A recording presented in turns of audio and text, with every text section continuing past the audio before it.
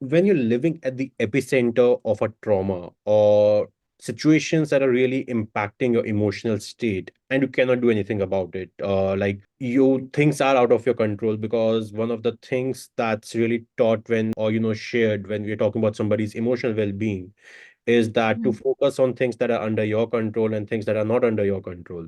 You are asked to leave things that are not under your control as is to have their natural course of action or flow. But even after doing that, if that is setting in your mindset as a trauma or something that's really impacting your overall emotional well-being, how can biomechanics, really help in evolving from it or heal from it, or probably be the starting point of it? Absolutely. It's such a good question. And it was something no one ever taught me. It was something that I discovered whilst in an extraordinarily traumatic period. And I truly do believe it is the power behind everything that I do, that I was put into an extraordinarily difficult situation. I don't want to go into the details of it here in terms of my personal life, but I was put into a situation where I was in such a traumatic situation, but I was fighting for the well being of myself and my children to a point. And there is nothing more powerful than a mother's sense of protection, one might say. Okay. So I was in a situation where I was energetically under attack. I'm not saying what's right and wrong in that, but that's just the fact of the situation I was in. And I had many tools, yeah, because I'd worked for many years. I understood Mhm. biomechanics, but I still hadn't had to test it out in the line of fire. Okay, because that's what you're saying to me. How do we self regulate when we are actually in that moment of trauma? And this was, in a way, sometimes we have to be in that ring of fire to truly test out the power of what we're doing. Otherwise, it's just theoretical, isn't it? And so nothing going on at that moment in time made sense to me. It really was an experience of how on earth can this even be going on? I can't believe this is happening. What is right? What can I believe? What can I believe about what I think, what I feel? What can I think and believe about what others think and what others feel? And it was this chaos, just like that trauma response, head washing machine, like a washing machine, the chaos, the fear, the terror that I don't want to be here. I would prefer to be anywhere but in this situation. Why is this happening to me? All of the like, whoa, those trauma responses. And then what came very clearly, I asked for help, I put it out there, and I'm like, please just help me. And what came back to me was, can you feel your bones? And I was like, what do you mean? Like, this was a conversation going on inside my head. I was literally about to go into a what felt like a terrifying situation. And if a conversation went like, can you feel you've got a pelvis? Touch your pelvis, prod your pelvis right now. So I prodded my pelvis. And I'm like, yeah, I've got a pelvis. Right. Okay. Is that true? Can you trust that you've got a pelvis? Yes, I can. Can you feel it? Yes, I can. Okay. Can you rock that pelvis, connecting with your foot tripod, which we'll talk about, I'm sure, at some point? Can you just rock it backwards and forwards? Yes, I can. Is it supporting you? Yes, it is. Yeah. So this extraordinary conversation, and suddenly I'm out of what is this mega trauma response, adrenaline and cortisol fueled chaos. And then what they said to me, whatever this conversation was, yeah, can anyone take that away from you and tell you it's not real? And the answer to that was no.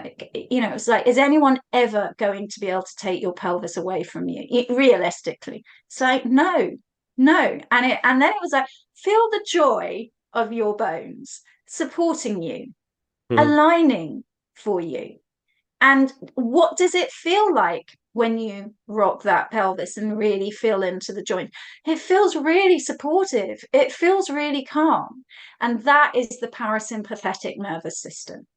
And that is the conversation. Now, it's, obviously I've been doing this a long time, so it was easy for me to come in. For new people, we teach them. And actually, I wouldn't advise anyone to just come into their pelvis without coming up through their feet first. So anyone listening to this, please do not trigger your pelvis without having the connection of the 26 bones in your feet and the leg bones supporting you. All right, please, that's very important, because you can, when you just activate your pelvis, you can activate a lot of kind of alignments that have safely put away a traumatic experience. So that's very important.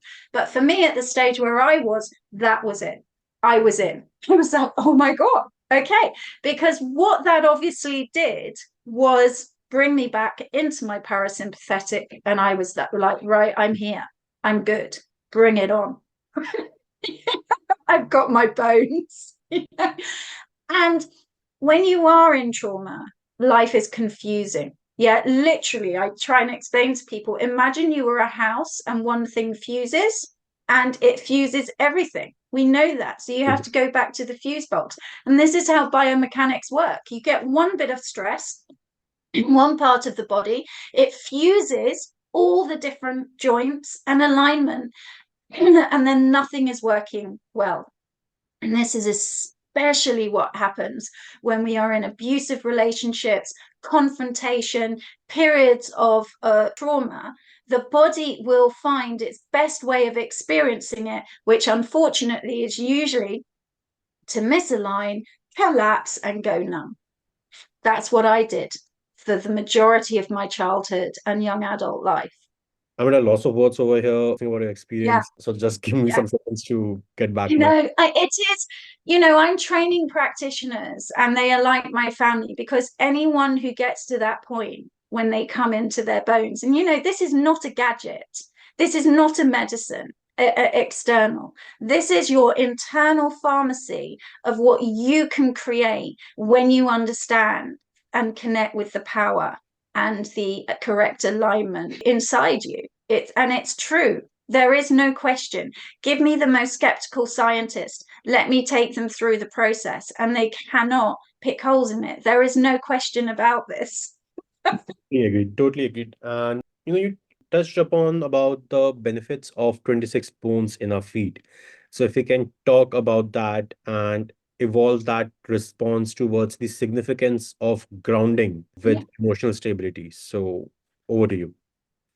Okay, fantastic. So obviously most people are listening, but if in case anyone ever sees a picture of this, here is a foot. Yeah, I'm known as the gate lady who goes around at all times with a foot in her handbag, because this is so important. Yep. In the idea of grounding, when people go, oh, just ground, I mean, usually they haven't really got any idea of what's actually going on inside those feet, right?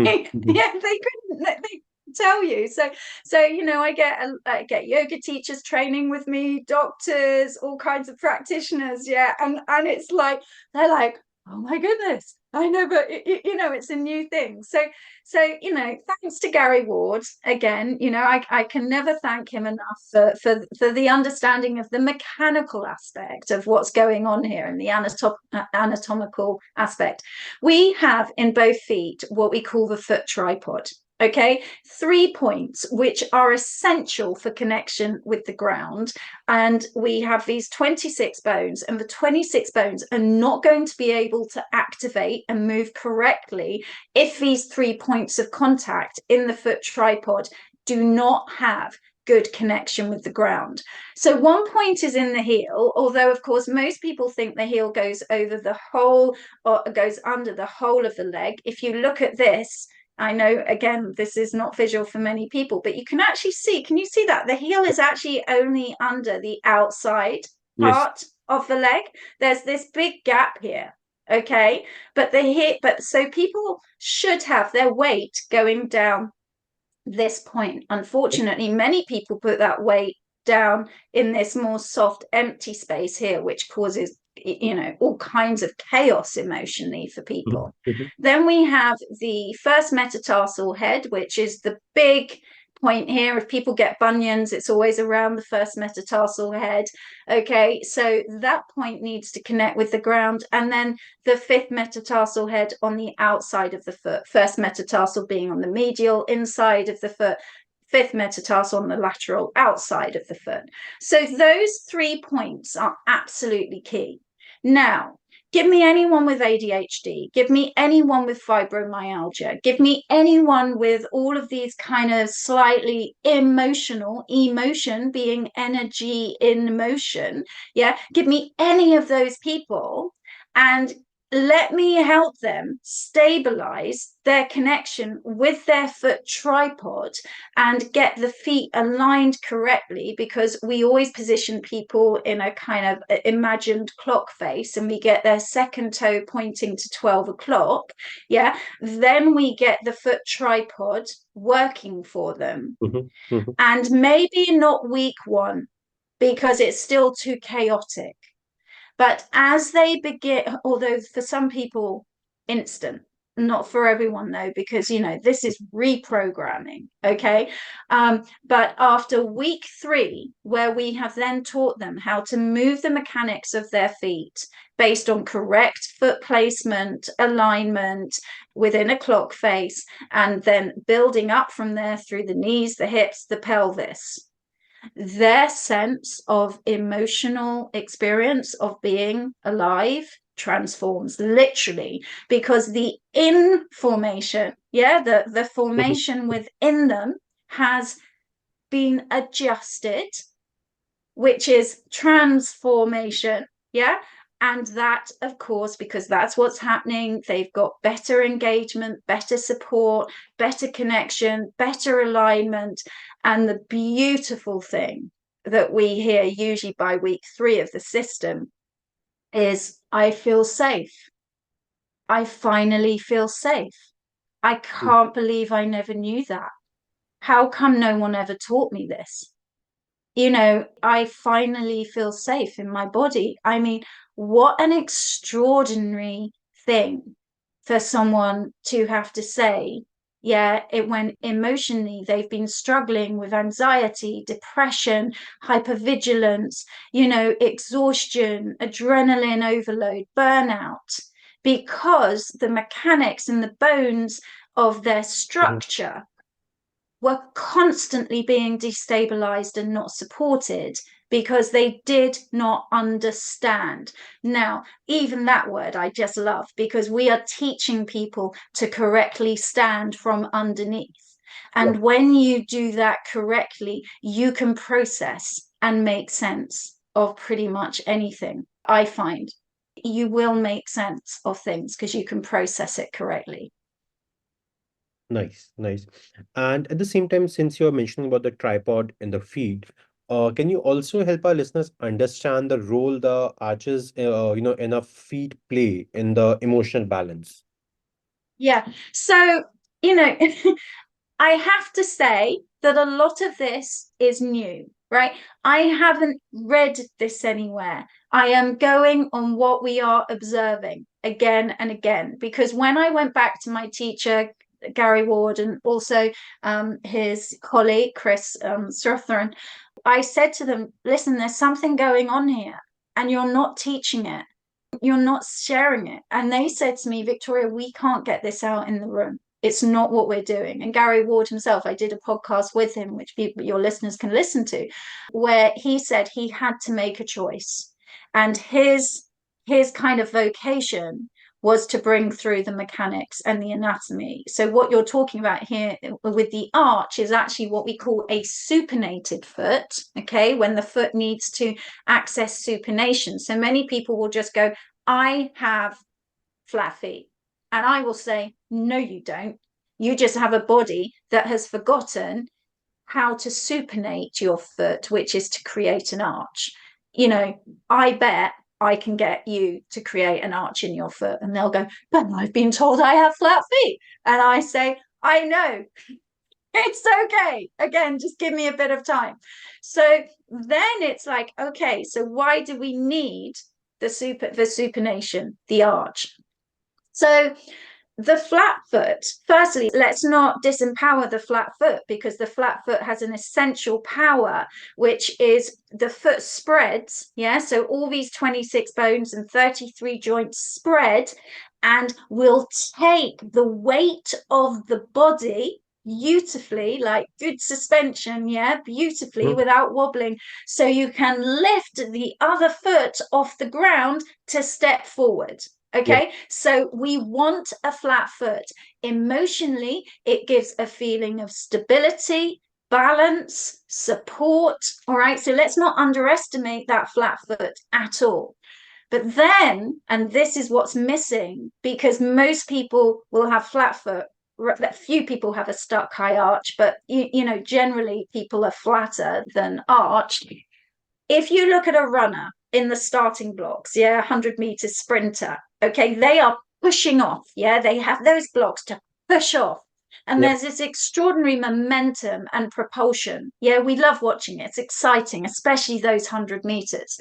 So they need an arch in their foot to Mhm. do that. The arch, when the foot arches, it creates this kind of lever that can then push against the ground. Now, obviously, it's very difficult to understand this. You do need to experience it in your body, and then you will understand it. What actually happens when you arch your foot?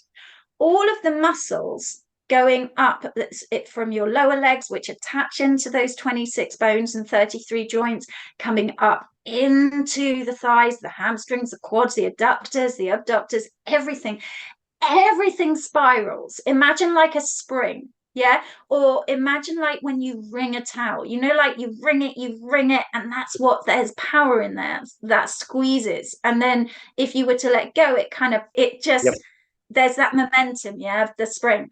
So that's why the arch is needed in the foot, because it creates this beautiful spiral, which is then actually the energy that's required to push that back leg forward and swing and transition, yeah, to move.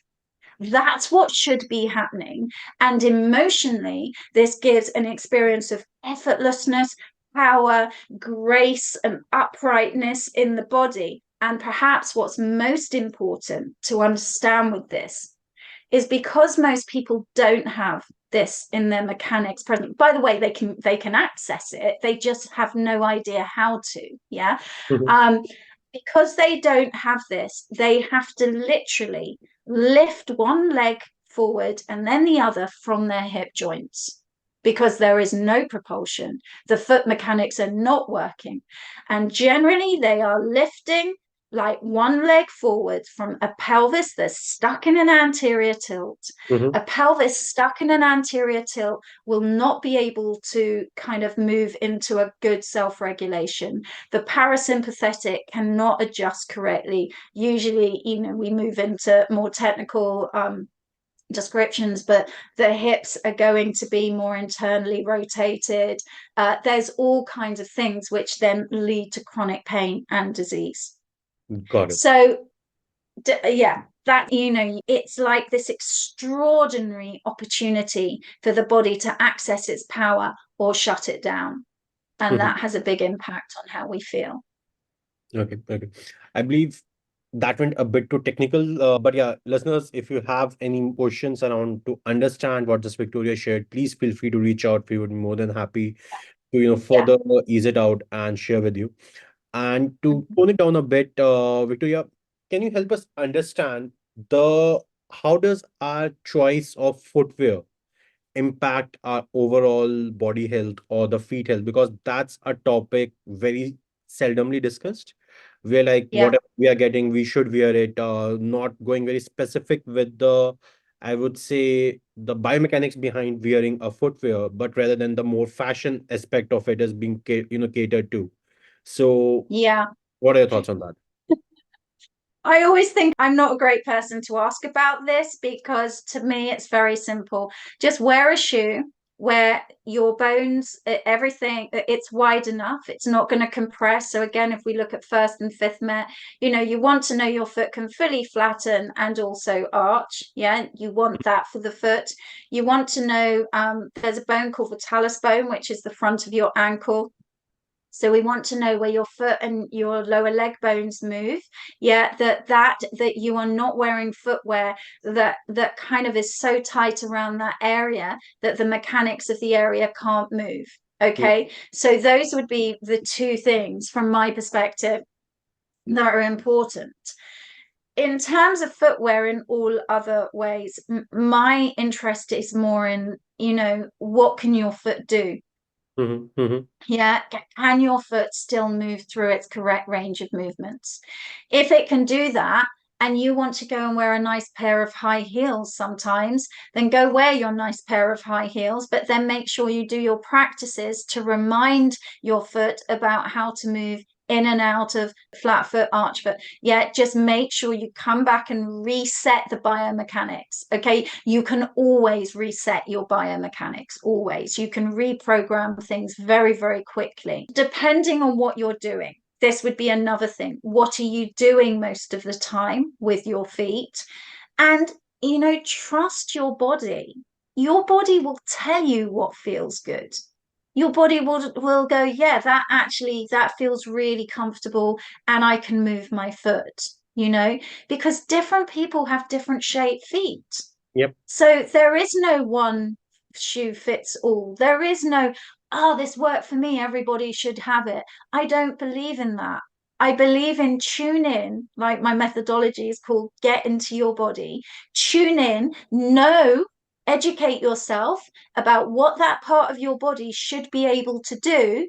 And Mhm. when you try on a shoe, yeah, can it do it?